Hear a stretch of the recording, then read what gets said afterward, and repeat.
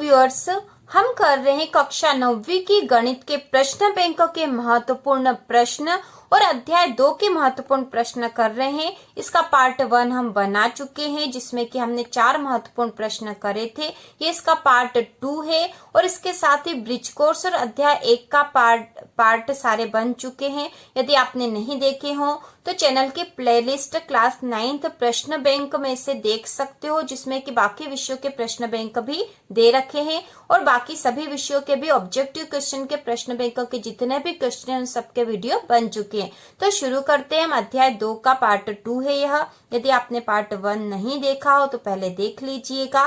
तो यहाँ पे जो प्रश्न दे रखा है, निम्नलिखित बहुपदों के लिए P0 तथा P1 ज्ञात कीजिए। तो यहाँ पे जो सवाल दे रखा, Px बराबर 2x की घात 3 ऋण 3x की घात 2 धन 4x ऋण 5। तो यहाँ पे हमें P0 और P1 ज्ञात करना है।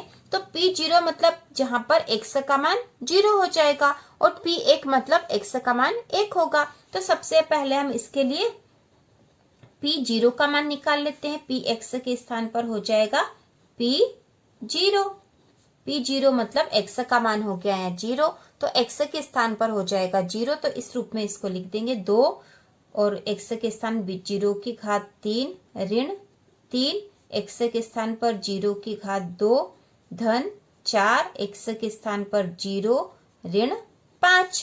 अब इसको हल कर लेंगे तो ये हो जाएगा 2, 0 की घात 3 मतलब हो जाएगा 0 ऋण 3 और 0 की घात 2 का मतलब भी होगा 0 ही धन 4 में 0 का गुणा हो जाएगा तो ये हो जाएगा 0 और ये हो गया ऋण 5। अब यहाँ देखो 2 का 0 में गुणा हो जाएगा तो ये भी 0 हो जाएगा, क्योंकि किसी भी संख्या का 0 में गुणा होता तो 0 हो जाती है। ऋण 3 का 0 में गुणा हुआ तो यह भी 0 हो गया। फिर धन ये 0 है और यहाँ बचा है ऋण का 5। तो ये धन और ऋण के 0 इनका कोई महत्व नहीं है और तो यहाँ बच गया अब हमारे पास केवल ऋण 5। तो यहाँ P0 का मान आ गया है, P0 बराबर हो गया ऋण 5। तो P0 का मान हमने ज्ञात कर लिया है कि P0 बराबर है ऋण के 5। ये आंसर पहला वाला निकाल लिया हमने। अब P1 का मान निकालेंगे, मतलब P और 1 मतलब x के स्थान पर अब क्या लिखेंगे, हम 1 लिख देंगे। तो बराबर 2x की घात 3 ऋण 3x की घात 2 धन 4x ऋण 5। ठीक है, अब रखते हैं हम इसका मान यहाँ रख देंगे। P x के स्थान पर 1 बराबर 2 x के स्थान पर 1 की घात 3 ऋण 3 x का वर्ग मतलब 1 की घात 2 धन 4 x के स्थान पर 1 ऋण 5। तो यहाँ पे हमने x के स्थान पर 1 रख दिया है। अब यहाँ पर हम इसको हल कर लेंगे तो 2 और 1 की घात 3 मतलब 1 का 1 में 3 बार गुणा, तो 1 का 1 में जितनी भी बार गुणा करेंगे तो 1 ही आएगा। तो यहाँ आ जाएगा 1 ही आएगा। यहाँ पे ऋण 3 1 का 1 की घात 2 है, मतलब 1 का 1 में 2 बार गुणा तो भी 1 ही होगा। धन 4 का 1 में गुणा करा तो 4 हुआ, ऋण का 5। इसको और हल कर लेंगे। 2 का 1 में गुणा हो गया तो 2 ऋण 3 एकम 3 3 का 1 में गुणा हुआ तो 3 हो गया, धन के 4 ऋण 5। अब जो धन धन वाली संख्या उनको जोड़ लेंगे और ऋण ऋण वाली संख्या को जोड़ लेंगे। तो 2 धन का है और 4 भी धन का, तो 2 और 4 हो गए 6। ये ऋण के 3 और ऋण के 5 हो गए 8, ऋण के 8। अब 6 में से यहाँ पे 6 और ऋण के 8 है तो बड़ी संख्या 8 है, तो 8 में से 6 घटा देंगे तो 2 बचेंगे और जो उत्तर आएगा वो उस पे जो चिन्ह होगा बड़ी संख्या का होगा, तो बचेंगे ऋण के 2। ठीक है, 8 में से 6 घट गए, 2 बचे, क्योंकि 8 ऋण के थे तो इस पे ऋण का निशान आएगा क्योंकि बड़ी संख्या का चिन्ह आता है। तो यहाँ पे P1 का जो मान आया है वह आ गया हमारे पास ऋण का 2। तो ये हल हो गया है। P0 और P1 का मान हमने निकाल लिया है। इसके बाद अगला भी इसी प्रकार का सवाल इसके साथ ही दे रखा है। वह है Px बराबर 3x की घात 2 ऋण 5x धन 7। इसमें भी हमें P0 और P1 का मान निकालना है। तो सबसे पहले हम P0 का निकाल लेंगे, मतलब x के स्थान पर हम 0 लिख देंगे। बराबर 3x के स्थान पर 0 की घात 2 ऋण 5x के स्थान पर 0 धन 7 हो गया। अब इसको हल कर लेंगे तो 3 0 की घात 2 मतलब 0 का 0 में 2 बार गुणा, तो 0 का 0 में गुणा करेंगे तो 0 ही आएगा। और ये ऋण 5 का 0 में गुणा करा तो 0 आया, धन 7। अब और हल कर लेंगे, 3 का 0 में गुणा करा तो 0 हो जाएगा, ऋण के 0 धन 7। तो बराबर 0 और 0 का कोई महत्व नहीं, तो बचा है 7। तो P0 का मान आया है 7। अब हम इसके बाद P1 का मान निकालेंगे।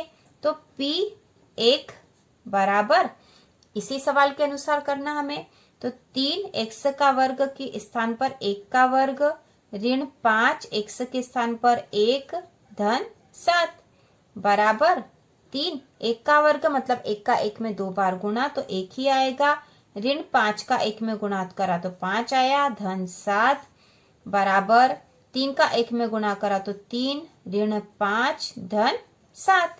अब जो धन धन वाली संख्या उनको जोड़ लेंगे, तो 7 भी धन के और 3 भी धन का, इसके आगे कोई निशान नहीं मतलब ये धन का है। तो 7 और 3 हो गए 10, ऋण 5। अब 10 में से 5 कम कर दिए तो बचे 5। तो P1 का मान आया है 5। P1 का मान आ गया 5। तो इस प्रकार यह भी हल हो गया। अब तीसरा सवाल करते हैं। इसके बाद इसी प्रश्न का अगला सवाल है Px बराबर x की घात 3 ऋण 1।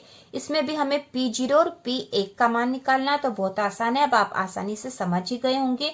तो P0 का मान निकालने के लिए x के स्थान पर लिखेंगे 0 बराबर x, तो x मतलब 0 की घात 3 ऋण 1 हो जाएगा यहाँ पे, बराबर 0 की घात 3 मतलब 0 ही होगा, ऋण का 1।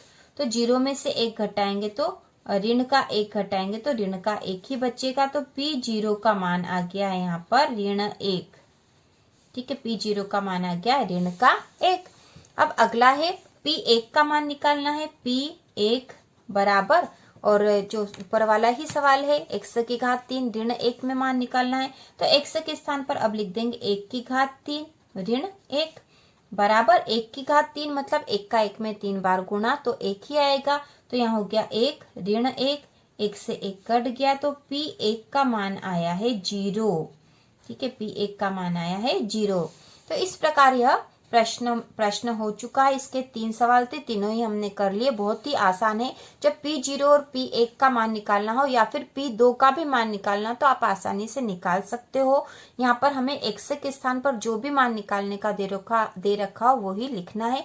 P0 का मान निकालना था तो हमने x के स्थान पर 0 लिख दिया। यदि 1 का मान निकालना होगा तो हम x के स्थान पर 1 लिख देंगे, और यदि यहीं पे 2 का मान निकालना हो, P2 का मान निकालिए, तो हम x के स्थान पर 2 लिख के उसका मान निकाल लेंगे। इसके बाद अगला प्रश्न है x की घात 3 ऋण x की घात 2 धन x धन 2 को x ऋण 1 से भाग देने पर शेषफल ज्ञात कीजिए। तो यहाँ हमें जो पद दे रखा है इसमें हमें x ऋण 1 का भाग देना है, और भाग देने के बाद हमें बताना है शेषफल। यहाँ पे उत्तर जो है शेषफल जो आएगा वही इसका उत्तर होगा, क्योंकि यहाँ पूछा है शेषफल ज्ञात कीजिए। तो इसे हम हल करेंगे। हम x की घात 3 ऋण x की घात 2 धन x धन 2 को x ऋण 1 से भाग देंगे। तो इसे हल करेंगे।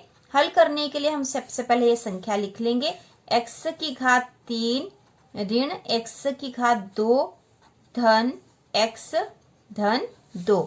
इसे हमें भाग लगाना है, और भाग किससे लगाना है? x ऋण 1 से। x ऋण 1 से इसे हम भाग लगाएंगे। तो जब भी भाग लगाते हैं इस तरह के सवाल में, तो सबसे पहले यहाँ आगे वाली संख्या देखते हैं कि हमें कौन सी संख्या चाहिए। उसके अनुसार फिर इस संख्या में हम उस संख्या का गुणा कर देंगे जो कि हमें चाहिए। जैसे हमें यहाँ चाहिए x की घात 3, सबसे आगे वाला पद है यहाँ पर x की घात 3 हमें चाहिए, और यहाँ जो सबसे आगे वाला पद है x है, और हमें चाहिए x की घात 3। तो हम इस x में ऐसी किस संख्या का गुणा करें कि x की घात 3 आ जाए? तो हम गुणा करेंगे x की घात 2 का। ठीक है, x की घात 2 का। तो x की घात 2 का गुणा इन दोनों में होगा। जैसे हम यहाँ पे करके देख लेते हैं। हमारे पास है x ऋण 1, और इसमें हम गुणा करेंगे x की घात 2 का। तो क्या आ जाएगा? x की घात 2 का x की घात 1 में, यहाँ कुछ नहीं मतलब x की घात 1 है, x की घात 2 का x की घात 1 में गुणा हो जाएगा, तो यहाँ हो जाएगा x की घात 3, और x की घात 2 का फिर 1 में गुणा होगा, तो यहाँ पे कुछ नहीं मतलब धन है, धन और ऋण धन ऋण ऋण हो जाएंगे और x की घात 2 मिलेगा। तो यहाँ पे x की घात 2 का हम गुणा इसलिए कर रहे हैं क्योंकि हमें यहाँ पर भाग देने वाली संख्या जो है वहां पर हमें x की घात 3 चाहिए। तो हम x की घात 2 का गुणा करेंगे तो आ जाएगा x की घात 3 ऋण x की घात 2। तो यहाँ लिख देंगे x की घात 3 ऋण x की घात 2।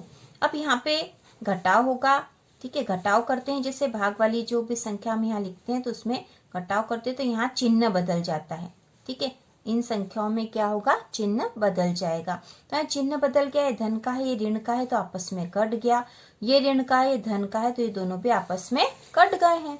अब हमारे पास जो शेष बचा, क्या बचा है यहाँ पे, यहाँ बचा है x धन 2, x धन 2 बचा। तो अब हम फिर और भाग लगाएंगे तो हमें यहाँ पे x ऋण 1 है और यहाँ सबसे आगे वाला पद x है और यहाँ पे भी आगे x है और हमें तो चाहिए x ही चाहिए। तो हम किसका गुणा करेंगे, धन 1 का, क्योंकि हमें धन का ही चाहिए।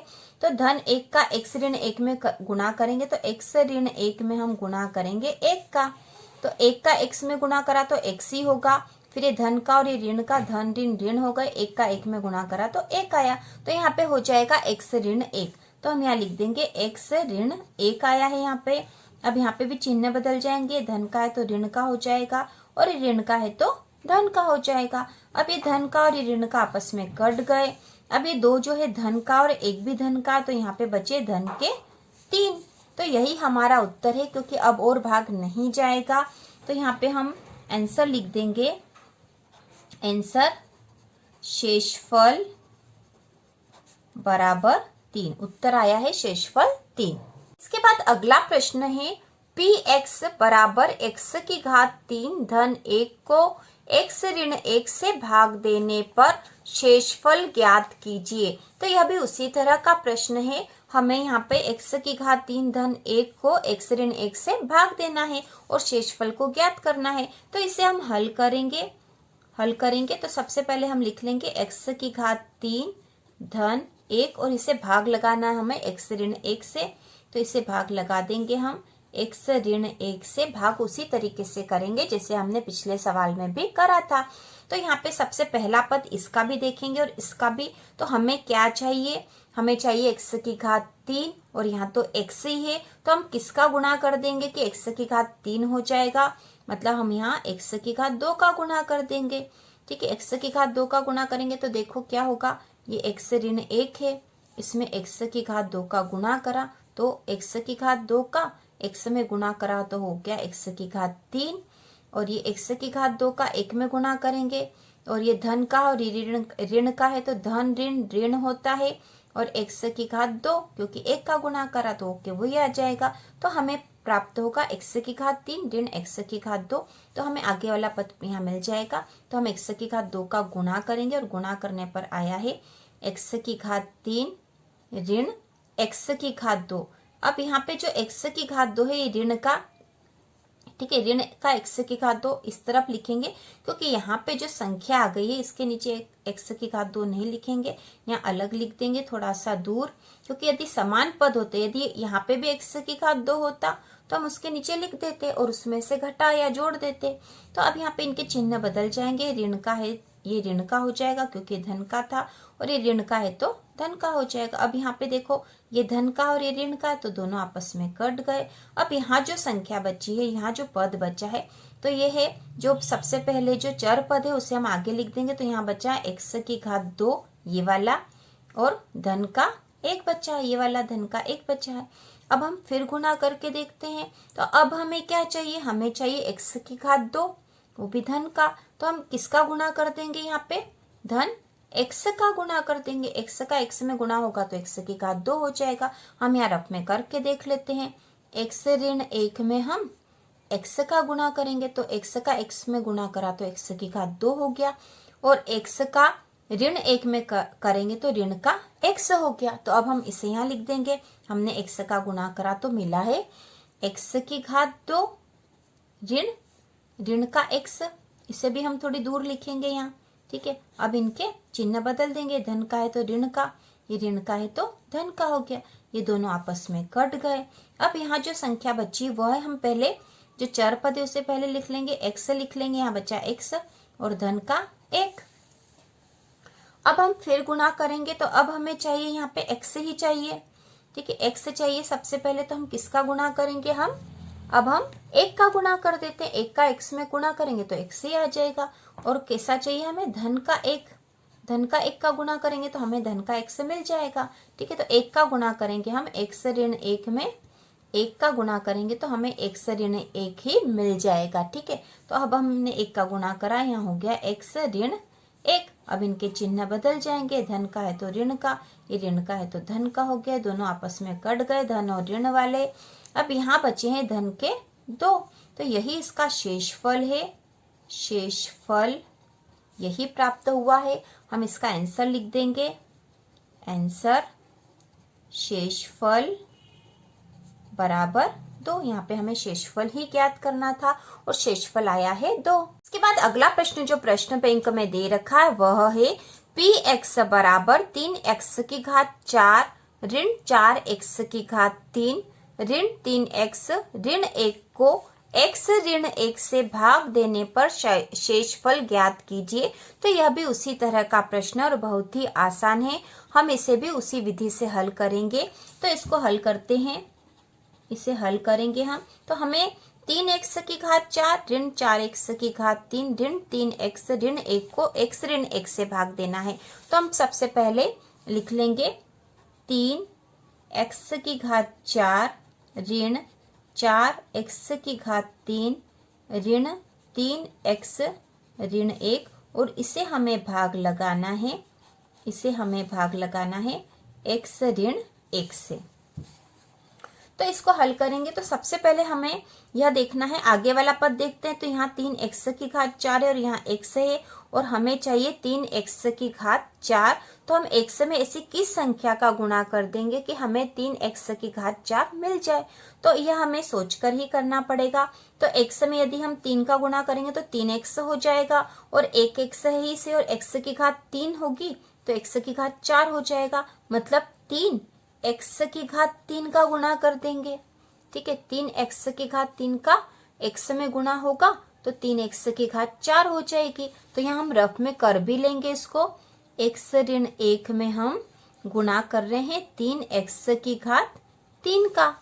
तो यहाँ गुणा करेंगे तो 3x की घात 3 का x में गुणा करा तो हो गया 3x की घात 4 और फिर इसका वापस 1 में भी गुणा होगा क्योंकि दोनों ही पद में होंगे। तो यहाँ पे 3x की घात 3 का ऋण 1 से गुणा होगा तो ऋण 3x की घात 3 मिलेगा। तो 3x की घात 3 का गुणा x ऋण 1 में करेंगे तो हमें ये पद मिलेगा। तो हम यहाँ लिख देंगे, यहाँ हो जाएगा 3x की घात 4 ऋण 3x की घात 3। तो यहाँ पे जब भी हम भाग लगाने के लिए संख्या का गुणा करके जो संख्या लिखते हैं आप उसका घटाव होगा तो यहाँ पे इनके चिन्ह बदल जाते हैं। ये धन का है तो ऋण का और ये ऋण का है तो धन का हो गया। अब ये धन का और ये ऋण का आपस में कट गए। यहाँ पे जो है संख्या क्या बची है, ऋण का 4x की घात 3 है और धन 3x की घात 3 है। तो दोनों के चिन्ह अलग है, ऋण का है धन का है। तो ऐसी स्थिति में इनका घटाव ही होगा और घटाव करने के बाद जो संख्या होगी उस पे जो चिन्ह है वो बड़ी संख्या का लगेगा। तो ऋण का 4x की घात 3 बड़ी संख्या है। तो यहाँ पे 4 में से 3 गया तो 1 बचा है, 1 क्या बचा है x की घात 3, तो 1 x की घात 3 है। यहाँ 1 लिखने की आवश्यकता नहीं है क्योंकि 1 ही x की घात 3 है और ये ऋण का है क्योंकि ऋण की संख्या बड़ी थी। अब यहाँ बचा है ऋण x की घात 3 ऋण 3x ऋण 1, यह पद बचा। अब हम इसमें भाग लगाएंगे तो फिर हमें चाहिए यहाँ पे कौन सी संख्या चाहिए, ऋण x की घात 3 चाहिए। तो हम x में ऐसी किस संख्या का गुणा करेंगे कि हमें ऋण x की घात 3 मिल जाए। तो हम गुणा करेंगे ऋण x की घात 2 का गुणा कर देंगे, ऋण x की घात 2 का x में गुणा करेंगे तो ऋण x की घात 3 मिल जाएगी। हम रफ में यहाँ करके देख लेते हैं साइड में। तो यहाँ x ऋण 1 और इसमें हम गुणा कर रहे हैं ऋण x की घात 2 का, ठीक है। तो ये जो है केवल रफ है, आपको समझाने के लिए लिखा है। यहाँ पे ऋण x की घात 2 का x में गुणा करा तो ऋण x की घात 3 हो गई। अब ये ऋण का और ऋण का हो गए धन और x की घात 2 का 1 में गुणा करा तो x की घात 2। तो हमें यहाँ प्राप्त होगा ऋण x की घात 3 और धन x की घात 2। लेकिन यहाँ x की घात 2 वाला पद नहीं है, इसलिए हम x की घात 2 यहाँ पे इधर साइड में लिख देंगे। ठीक है, अब इनके चिन्ह बदल जाएंगे। ये ऋण का है तो धन का हो गया, धन का है तो ऋण का हो गया। ये ऋण और ये धन का आपस में कट गए। अब यहाँ जो पद आएगा तो सबसे पहले x की घात 2 वाला पहले लिख लेंगे। तो ये है ऋण x की घात 2, फिर ऊपर से जो बचा है ऋण 3x ऋण 1। तो यहाँ हम इसको क्रम से लिखते हैं। घात यदि बड़ी वाली है तो उसे हम आगे लिखेंगे और x या y वाले पद है तो वो आगे लिखे जाएंगे। अब हमें यहाँ पे फिर भाग लगाना है और हमें क्या संख्या चाहिए? अब ऋण x की घात 2 चाहिए। तो हम x में ऐसी किस संख्या का गुणा कर देंगे कि हमें ऋण x की घात 2 मिल जाएगी? तो हम यहाँ पे ऋण x का गुणा कर देंगे। ऋण x का x में गुणा करेंगे तो x की घात 2 हो जाएगी। हम यहाँ रफ में करके देख लेते हैं। x ऋण 1 में ऋण x का गुणा करेंगे तो ऋण का ऋण और धन ऋण हो गया, x का x में गुणा x की घात 2 और फिर ये ऋण और ये ऋण का ऋण ऋण हो जाएगा धन, x का 1 में करा तो x। तो हमें ये पद प्राप्त होगा। हम ऋण x का गुणा करेंगे तो हमें प्राप्त होगा ऋण x की घात 2 धन x। तो हम यहाँ लिख देंगे ऋण x की घात 2 धन x। ठीक है, यहाँ पे हमने धन x ही लिख दिया क्योंकि x वाला ही पद ऊपर था इसलिए। अब इनके चिन्ह बदल जाएंगे। ऋण का है तो धन का हो जाएगा और धन का है तो ऋण का। अब ये ऋण और धन का समान संख्या कट जाएगी। अब यहाँ जो बचा है ऋण का 3x है और ऋण का x है, तो ये दोनों ऋण ऋण वाले आपस में जुड़ जाएंगे और हो जाएंगे ऋण का 4x। ऋण का 3x और ऋण का x मिलके हो गया ऋण का 4x ऋण 1। अब हमें फिर गुणा करना है तो यहाँ पे कौन सी संख्या हमें चाहिए? अब हमें चाहिए ऋण का 4x चाहिए और यहाँ तो x है तो हम ऋण 4 का गुणा करेंगे तो ऋण का 4x मिल जाएगा। हम यहाँ रफ में करके देख लेंगे। x ऋण 1 में हम ऋण 4 का गुणा करते हैं तो ऋण का यहाँ पे धन में गुणा होगा तो ऋण आएगा, 4 का x में होगा तो 4x। ये ऋण का और ऋण का हो गए धन 4। ठीक है, 4x धन 4 आएंगे तो हम यहाँ लिख देंगे। यहाँ पे हम लिखेंगे ऋण 4x धन 4। अब इनके चिन्ह बदल जाएंगे। ऋण का है तो धन का हो गया, धन का है तो ऋण का हो गया। अब ये धन और ऋण के समान संख्या आपस में कट गई। ये ऋण का 1 और ऋण का 4 मिलके हो गए ऋण के 5, क्योंकि ऋण ऋण वाली संख्या आपस में जुड़ जाएगी और चिन्ह ऋण का ही रहेगा। तो ये हो गए ऋण के 5। अब भाग नहीं जाएगा तो यही उसका उत्तर है और यही हमें शेषफल प्राप्त हुआ है। यह शेषफल प्राप्त हो गया है। ये सारा कार्य हमने रफ कार्य के लिए आपको समझाने के लिए यहाँ लिखा था और ये आंसर हो गया ऋण 5 शेषफल। तो यहाँ हम आंसर लिख देंगे। आंसर शेषफल बराबर ऋण 5। इसके बाद अध्याय 2 प्रश्न बैंक के अनुसार जो आखिरी महत्वपूर्ण प्रश्न है वह है निम्नलिखित पर बहुपद 5x ऋण 4x की घात 2 धन 3 के मान ज्ञात कीजिए। तो इसमें पहला है x बराबर 0, दूसरा है x बराबर ऋण 1 और तीसरा है x बराबर 2। तो हम इसको हल करेंगे। बहुत आसान सा प्रश्न है यह। ठीक है, हल करेंगे तो हमें इस बहुपद के अनुसार मान निकालना है। तो बहुपद है 5x ऋण 4x की घात 2 धन 3। तो यहाँ पे हम सबसे पहले पहला वाला करेंगे x बराबर 0 के लिए। x बराबर 0 के लिए ठीक है, तो x बराबर 0 तो इसका मान क्या हो जाएगा? x बराबर 0 तो 5x के स्थान पर हम लिख देंगे 0 ऋण 4 x का वर्ग मतलब 0 का वर्ग धन 3, क्योंकि x बराबर 0 है मतलब इस बहुपद में भी x बराबर 0 होगा। तो हमने उसका मान लिख दिया है x बराबर 0। तो यहाँ पे अब इसको हल कर लेंगे। 5 का 0 में गुणा करा तो 0 हो गया ऋण 4, 0 का वर्ग भी कितना होगा? 0 ही होगा धन 3। अब ये बराबर 0 ऋण 4 का 0 में गुणा करा तो 0 हुआ धन 3। 0 ऋण 0 का कोई महत्व नहीं, तो यहाँ जो उत्तर बचा है धन 3। ठीक है, धन 3। यह पहला x बराबर 0 बराबर कितना आया? यदि x बराबर 0 है तो इस बहुपद का मान है 3। अब हम दूसरा करेंगे। जो दूसरा दे रखा है वह है x बराबर ऋण 1। x बराबर ऋण 1 मतलब x का मान यहाँ पर हमें लिखना है ऋण 1। तो बहुपद है 5x ऋण 4x की घात 2 धन 3।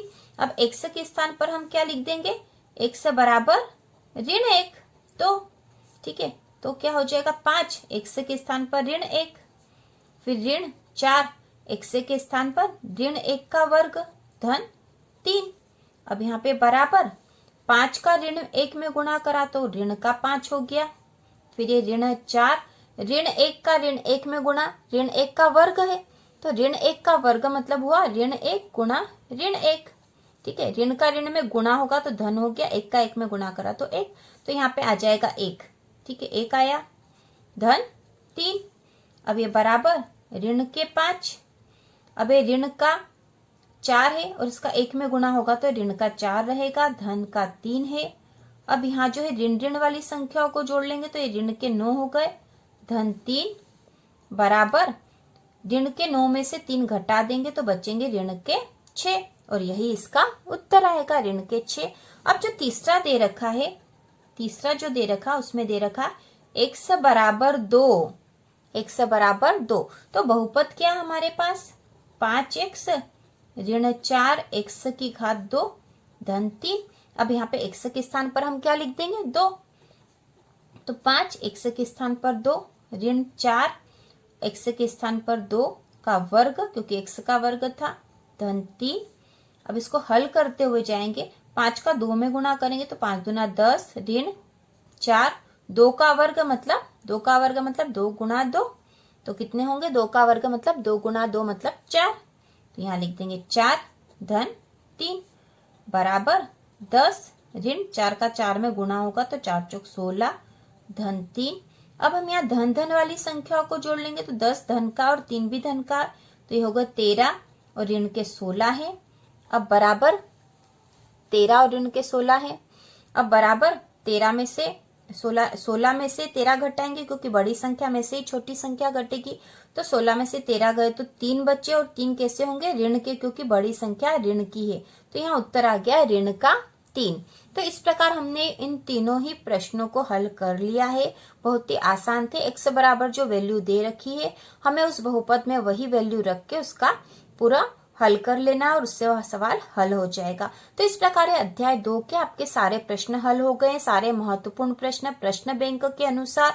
इसके बाद अगले अध्याय के वीडियो अलग से बनाए जाएंगे। तो इसी प्रकार के और वीडियो देखने के लिए वार्षिक परीक्षा की तैयारी के लिए चैनल को सब्सक्राइब कीजिए।